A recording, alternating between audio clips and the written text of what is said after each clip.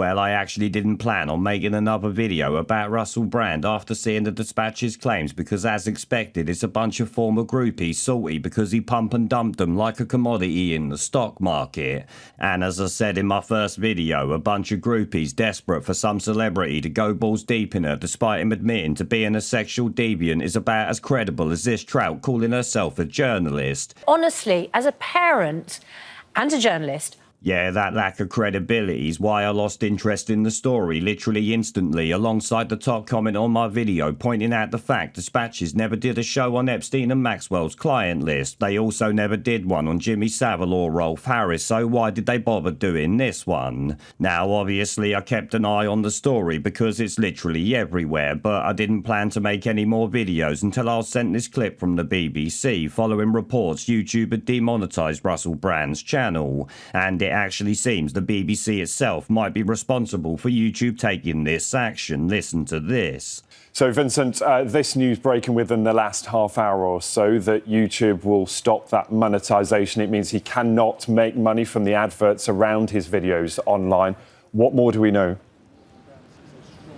Yeah, that's right. Russell Brand might have disappeared from more traditional media outlets over recent years, but he's built this huge online following on social media, the likes of Twitter, Instagram and YouTube. YouTube is where he seems to have the most support. Over 6 million subscribers watch his near daily videos. YouTube, after I contacted Google yesterday, have come back to me in the last few minutes to say that we have suspended the monetization of Russell Brand's channel for violating our creator responsibility policy. If a creator's off-platform behavior harms our users, employees or ecosystem, we take action to protect the community. Now, I have gone on to Russell Brand's YouTube channel, which is still there. There are no videos that play, adverts that play around the videos, but there is something called paid promotion. That is where he himself, in the middle of the video, plugs a product or a brand or a website. That is still there. So there is then the potential that he could still be making money from that. So the BBC hack contacted YouTube yesterday, and then 30 minutes before he stood on TV, YouTube contacted him back to say they've taken action against Brand's channel. So is that the BBC contacting YouTube screaming about accusations, and YouTube swiftly bent the knee,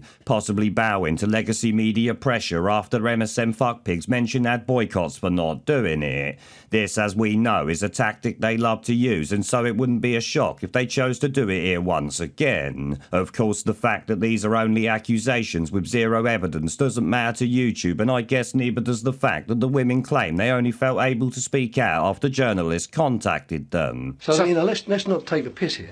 Yeah, that sounds really credible, don't it? Just like the accuser who took issue with his political positions having changed over the years, and so she had to speak out 15 years down the line or some shit. Clearly the whole thing stinks to high heaven, but the ins and outs of it are not important at all. No, my issue is that accusations with no proof have led to the BBC, a state-funded broadcaster, contacting YouTube to likely pressure them into taking his monetization away. That's obviously a concerning thing to see happen, but obviously it doesn't stop there, because I'm sure the BBC are also putting pressure on YouTube to fully ban him from the site. This despite, like I said, there being zero evidence in the Dispatch's documentary to back up the actual claims.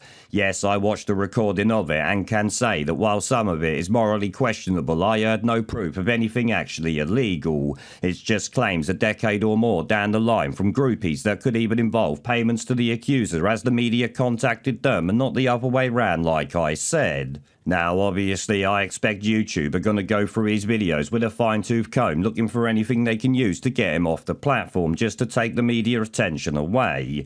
This, if you ask me, is what you call hybrid warfare perpetrated by the scum media. They see channels as big as Russell Brand as a threat to their lives and the dying industry that they are, so that's why we get this crap, I think. I mean, never forget, the same media scumbags were eating his arse out with a silver spoon when he was on their side, and apparently well known for what they're crying about here. But the moment he starts calling them out, they suddenly grow some morals and go hunting for groupies who might also hate his changing political stance. Shit, one even moaned about him being against masks, which told me all I needed to know about the whole story, and I can tell you now this clip ain't helping his credibility in my mind.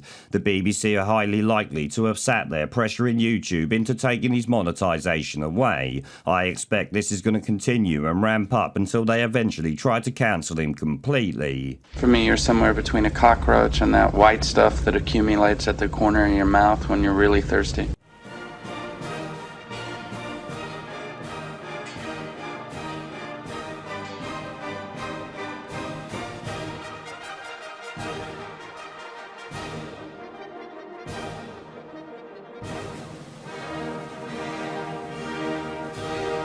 Pandemic. We're all